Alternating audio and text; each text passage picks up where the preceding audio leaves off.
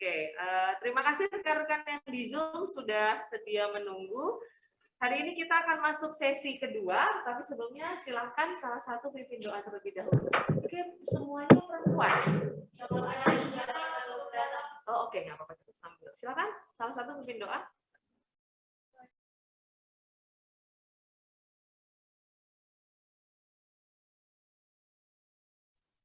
Bu, izin biar saya memimpin doa. Baik, silakan. Sebelum memulai perkuliahan pada siang hari ini, marilah kita berdoa menurut agama dan kepercayaan kita masing-masing. Berdoa mulai.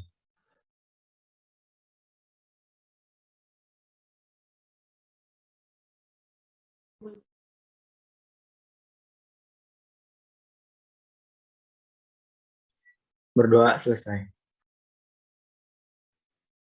Oke, terima kasih. Untuk rekan-rekan yang ada di rumah, apakah slide-nya bisa dilihat? Terlihat, Ibu. Terlihat, Ibu. Oke, baik. Terima kasih. Baik, rekan-rekan, hari ini kita akan masuk sesi berikutnya, yaitu terkait dengan model-model komunikasi kesehatan. Sebelumnya saya ingin tanya dulu yang kelompoknya Laswell. Angkat tangan. Laswell? Kelompok linear Laswell. Oke, yang di rumah, yang kelompok Laswell, ada berapa? Ya.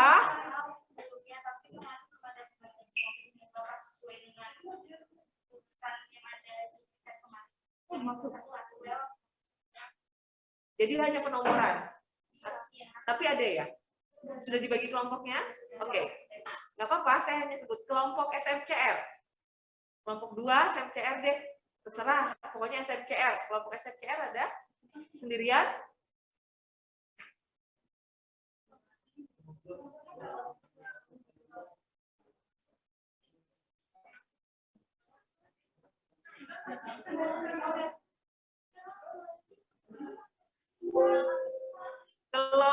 Gimana SMCR?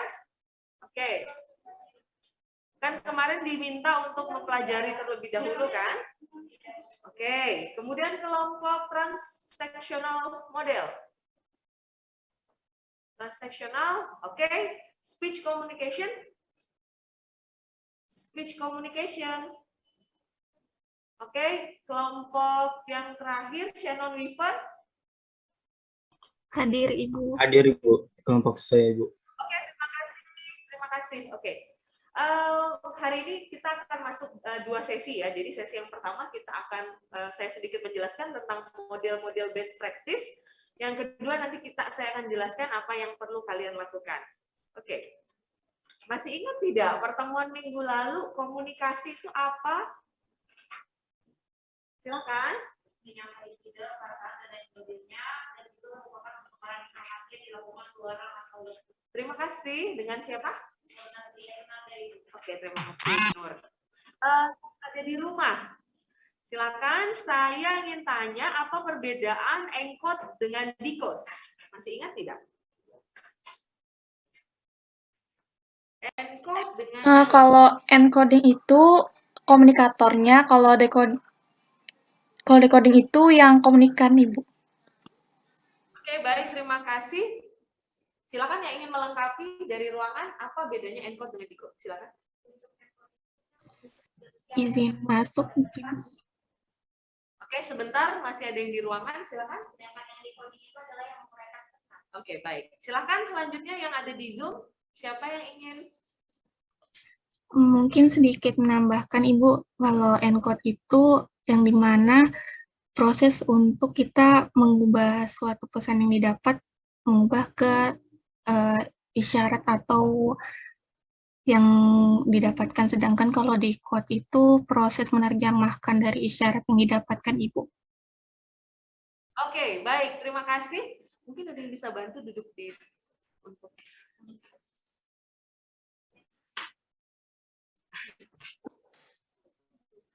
mohon maaf.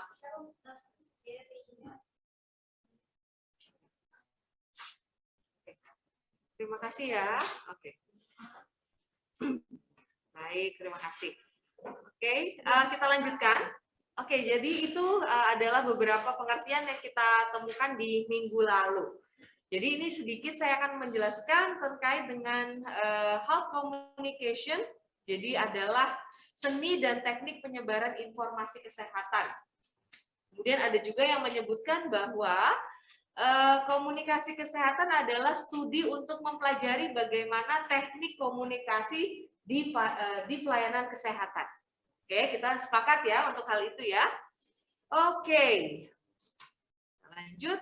Kemudian ada beberapa definisi, nanti kalian bisa simak bahwa komunikasi kesehatan itu bermanfaat untuk meningkatkan pengetahuan dan understanding, pemahaman terkait dengan isu-isu kesehatan.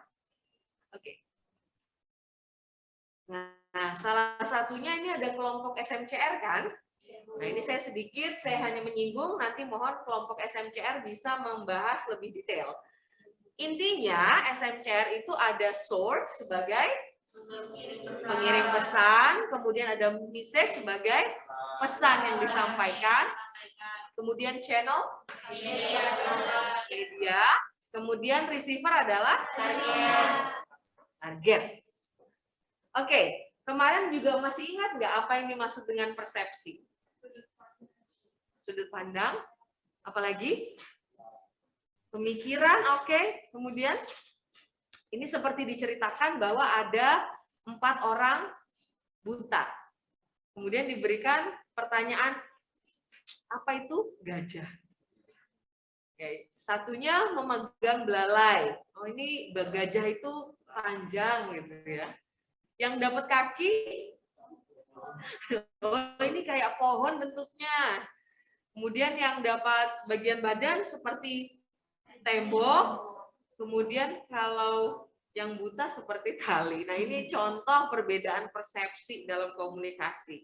Sehingga semuanya harus memiliki sudut pandang yang sama. Ya. Sedikit deh pengayaan, ini ada berapa kakinya? Ada berapa kakinya teman-teman di Zoom? Kelihatannya 5, Ibu. Di Zoom, halo. 5, oke. Yang di ruangan?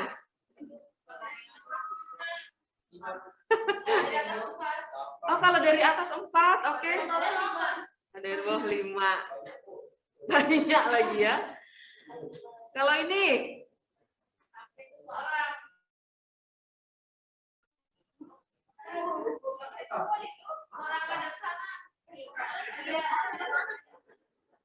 Apa ini? Daun.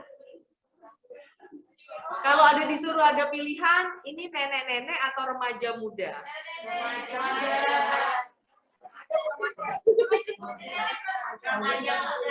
Oke, jadi sebenarnya banyak ya. Mohon lebih fokus ya di mata kuliah kita sebentar. Saya hanya minta waktu sebentar. Mohon fokus. Oke, jadi kalau kita lihat memang sudut pandangnya berbeda. Kalau ini?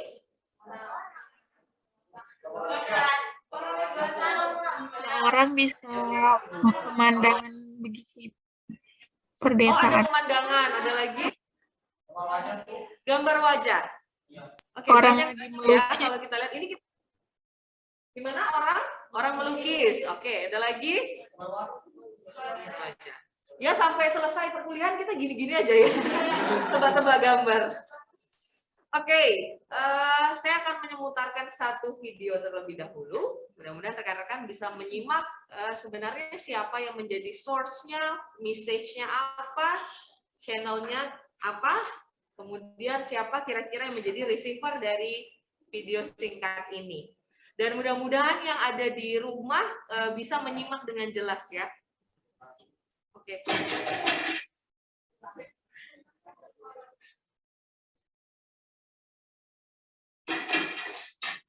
คุณท่านคะข้าวต้มร้อนๆค่ะคุณท่านทำไมทำแบบนี้ล่ะคะผมตั้งใจทำมาให้คุณท่านนะคะ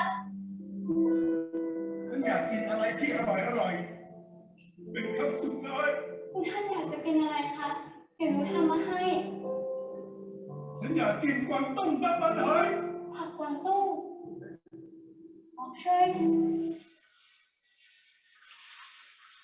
ไม่บอกช่วยใช่ไหมคะ อ๋อกวางตุ้งเหรอไม่มีหรอก อะไรนะ ไม่ใช่หน้ามันหาทั้งตลาดก็ไม่มีหรอก แล้วฉันจะหามันได้ที่ไหนล่ะคะป้า ไปตามไดเรกชันนี้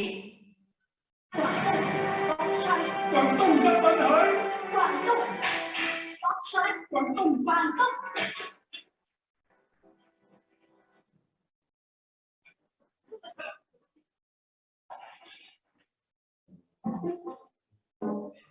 ลุงมีฟ็อกชัสไหมคะทำกวางตุ้งอะค่ะลุง ไม่เห็นที่ไหนแล้ว ทำไมมันเล็กจัง ไม่ใช่หน้ามัน แต่คุณน่าอยากกินกวางตุ้ง กวางตุ้ง กวางตุ้ง กวางตุ้ง กวางตุ้ง กวางตุ้งกวางตุ้งกวางตุ้ง กวางตุ้งกวางตุ้งใจเลยหนูจะไม่ยอมลุงจนกว่าลุงจะทำกวางตุ้งให้หนู ครับโดนบังคับแบบนี้แล้ว จะทำไงได้ เอาละลุงจะทำให้ จริงนะลุง แต่ว่าลุงไม่อยากให้หนูได้รู้ได้เห็นอะไร ได้ค่ะลุง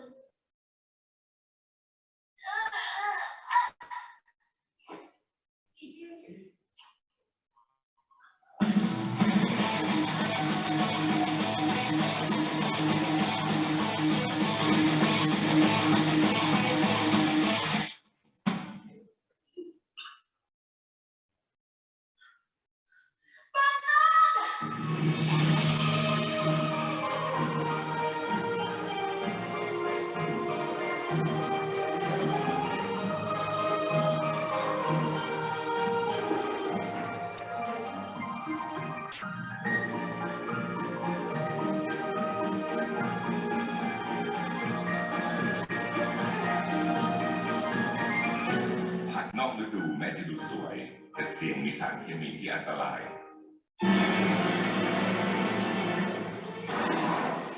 ปลอดภัยกว่าแค่หันมากินผักให้ตรงตามฤดูกาล Oke. Apakah paham dengan apa yang disampaikan? Adisa udah pusing-pusing Adisa. Oke.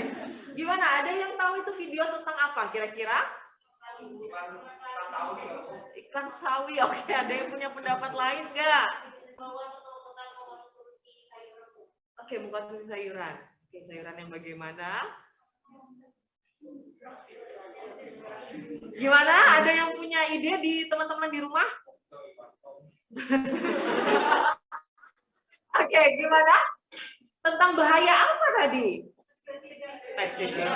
Oke, sekarang saya minta analisis sebentar yang menjadi source-nya, sumbernya siapa? Yang tadi ya? Oke. Oke. Semua yang ada di dalam itu tadi ya, jalan ceritanya. Oke, sekarang message-nya apa? Pestisida. Oke, kemudian channel-nya melalui apa? Video, audiovisual. Receiver-nya siapa? Jadi itu sederhananya ya. Nah, sekarang kalau kita coba analisa, saya akan masuk kepada salah satu bentuk praktek komunikasi di dalam kader. Jadi ini salah satu pengalaman saya di penelitian dan juga pengabdian masyarakat untuk melihat bagaimana kader Posyandu memanfaatkan dan mensosialisasikan manfaat tentang toga. Tahu toga? Tanaman obat keluarga. Ada yang punya toga di rumah? Silakan, ada apa aja di rumah? Temulawak, jahe, laos. Oh oke. Sekilo berapa, Dek? Saya boleh pesan nggak? Oke. Yang ada di rumah, ada toga tidak di rumah? Ada yang punya toga nggak? Ada? Tanaman obat? Oke, baik, nggak ada. Jadi ini saya akan coba komunikasikan. Jadi kenapa ada riset ini, ada survei dan pemberdayaan ini sederhana ini? Karena pada saat 4 Oktober 2020 yang lalu, kasus COVID-nya meningkat. Kemudian ada banyak hoax tentang pemanfaatan tanaman obat untuk menyembuhkan COVID. Padahal toga itu bukan untuk menghilangkan virus atau menyembuhkan, tetapi untuk meningkatkan imunitas. Betul, jika dikonsumsi secara tepat, ya, tidak berlebihan. Jadi ada yang minum banyak begitu untuk menghilangkan itu mitos. Kemudian kita lihat bahwa jumlah kader posyandunya juga sangat tinggi di Kalimantan Timur, 4.000, ya. Dan informasi mengenai tanaman menjadi salah satu alternatif peningkatan imunitas di masyarakat sangat dibutuhkan. Oke, ini sedikit teknisnya bahwa pendekatannya kepada mereka perempuan kader yang ada di Samarinda, jumlahnya sekitar 84, kemudian 41 responden sebelum pandemi dan 43 responden setelah di masa pandemi. Ternyata kalau kita lihat umur, nah, usia kader yang paling tinggi di Samarinda usianya berapa? Ada yang bisa baca nggak ini? 67. Kalau di Kaltim kira-kira paling tinggi berapa ya usianya? Ada yang bisa tebak nggak? Waktu itu saya ada kegiatan posyandu dan jambore kader posyandu, ternyata diketahui paling tinggi usianya 74 tahun. Ada laki-laki nggak kira-kira kader? Ternyata ada. Di Mahakam Ulu, satu-satunya di Kalimantan Timur, ya. Dan waktu itu juga menjadi pemenang pada kegiatan jambore. Oke, nah ternyata yang paling lama di Samarinda maksimal berapa tahun menjadi kader? 31. Ternyata kita lihat yang paling banyak dimiliki toga yang dimiliki oleh kader adalah kunyit, jahe, daun pepaya, dan daun sirih. Nah, ternyata kalau kita lihat, kebanyakan dari mereka itu memberikan himbauan tanaman obat selalu, ya, sering begitu kepada masyarakat sebesar 54,55%. Kalau mengajak menanam toga itu juga lebih banyak, yaitu 60,23%. Kalau menjelaskan upaya pemeliharaan kesehatan hanya 45,59. Pada saat studi dilakukan secara kualitatif, mereka bilang takut salah menyampaikan informasinya. Jadi untuk upaya pemeliharaan kesehatan rendah. Kalau kalian lihat responnya setelah diberikan sosialisasi oleh kader, responnya yang paling banyak positif atau negatif? Positif. Dan kebanyakan melalui jalur apa penyampaiannya? Media sosial? Interpersonal. Nah, kita akan masuk, ini jembatannya masuk kepada model-model komunikasi hari ini. Oke, ini adalah salah satu bentuk model komunikasi yang bisa digunakan untuk di tingkat masyarakat. Di level pertama adalah kita mengidentifikasi perilaku apa yang ingin kita ubah atau ingin kita sosialisasikan. Contohnya tadi adalah pemanfaatan toga. Kemudian kita harus melihat apakah responden kita memahami apa yang kita sampaikan. Jangan sampai yang kita tidak sampaikan ini mereka nggak paham toga itu apa. Hingga pada akhirnya mereka mengembangkan model serta melanjutkan komunikasi model itu, model komunikasinya lebih kepada interpersonal model. Nah, sekarang pertanyaannya, apa itu interpersonal communication? Masuk kepada pembahasan kita hari ini adalah interaksi antar individu atau kelompok yang bersifat dua arah. Dilakukan secara verbal maupun non-verbal untuk berbagi perasaan. Nah, ini minggu lalu sudah dibahas ya. Tujuannya apa? Tujuan komunikasi interpersonal ini yang pertama untuk menemukan diri sendiri. Jadi kita jadi tahu kita ini apa yang kita butuhkan. Kemudian kita menemukan dunia luar. Kita jadi tahu apa itu dunia luar. Kemudian menjaga hubungan penuh arti satu sama lain dengan satu orang dengan yang lain, merubah sikap dan juga untuk saling membantu. Sekarang saya coba perlihatkan apa makna dari 10 level of communication ini. Ada yang bisa menjelaskan apa sih maknanya? 10 tingkat keintiman dalam komunikasi. Ini intimnya jangan dibahas, dibayangkan aneh-aneh ya. Keintiman dalam komunikasi. Kira-kira yang level keintimannya paling tinggi apa? Nomor 10. Apa itu? Talking. Oke, Talking, berbicara secara langsung. bagus ya, berbicara secara langsung. Kenapa keintimannya paling tinggi? Oke, Saling ketemu. karena ya kita bertemu, kita jadi saling tahu, kita juga tidak hanya membaca komunikasi verbal, tapi juga non-verbal. Ya. Oke, yang paling rendah, Twitter. Kenapa paling rendah?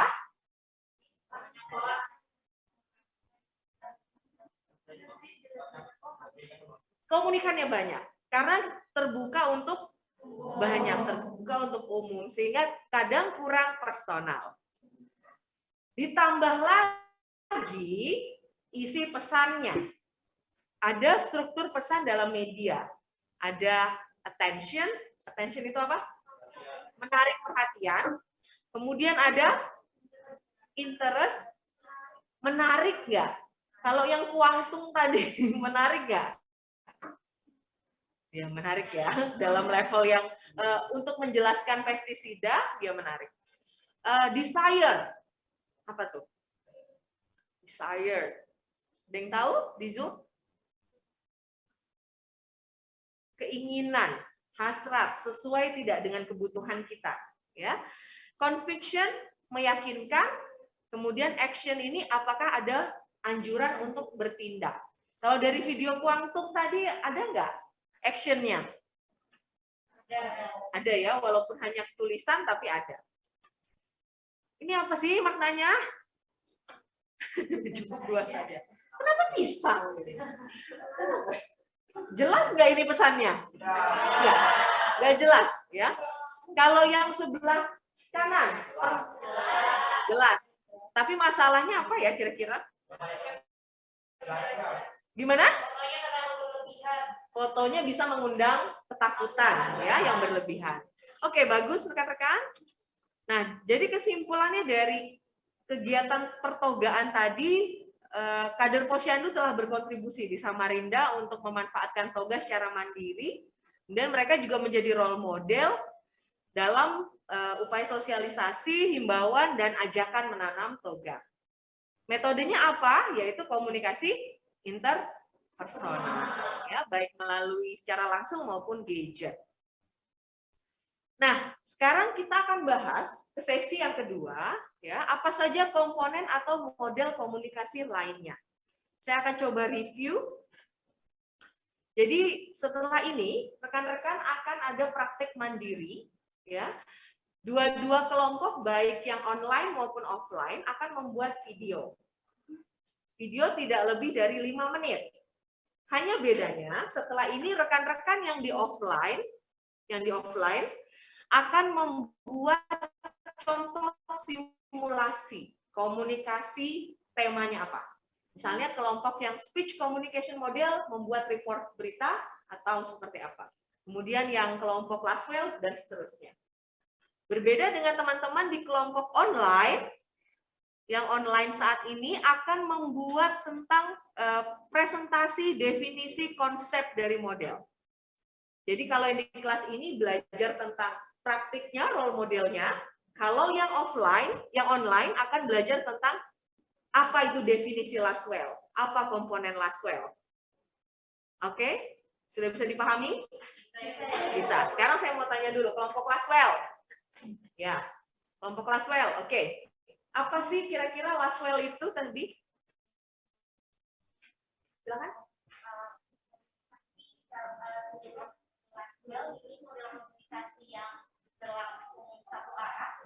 Ada dalam model komunikasi Laswell tersebut ada beberapa komponen. Yang pertama adalah aku atau siapa sumber informasinya, bisa ini juga ke organisasi. Kemudian yang kedua ada pesannya. Pesannya, kemudian yang ketiga ada channelnya atau media yang digunakan untuk menyampaikan pesan, kemudian juga selanjutnya ada komunikannya ini, komunikan atau yang menerima informasi dan efeknya, di mana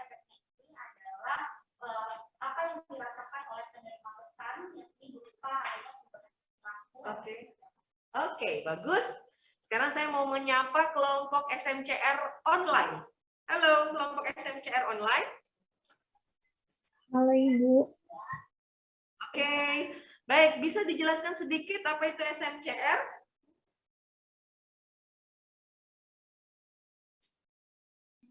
Jadi Ibu, saya mewakili anggota kelompok SMCR online.